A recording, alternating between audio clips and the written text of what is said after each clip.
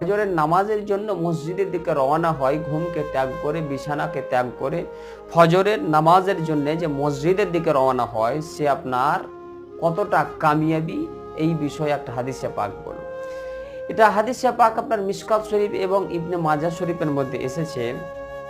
আল্লাহ নবী সাহাবী, বিখ্যাত সাহাবী রাসূল হযরতে সালমান রাদিয়াল্লাহু তাআলা আনহু থেকে বর্ণিত, তিনি আপনার বর্ণনা করেন যে রাসূল পাক সাল্লাল্লাহু তাআলা আলাইহি ওয়াসাল্লাম নবী আমার বলেছেন, যেই বান্দা ফজর বেলানে ঘুম থেকে উঠার পরে ঘুমকে ত্যাগ করে, বিছানাকে ত্যাগ করে নামাজের জন্য, ফজরের নামাজের জন্য মসজিদের দিকে রওনা হলো, মসজিদের দিকে নামাজের জন্য চলে গেল এবং নামাজ আদায় করলো, তো নবী বলছেন ওই বান্দা যে মসজিদের দিকে নামাজের জন্য রওনা হলো, সে ঈমানের ঝান্ডা নিয়ে মসজিদের দিকে রওনা হলো। সুবহানাল্লাহ।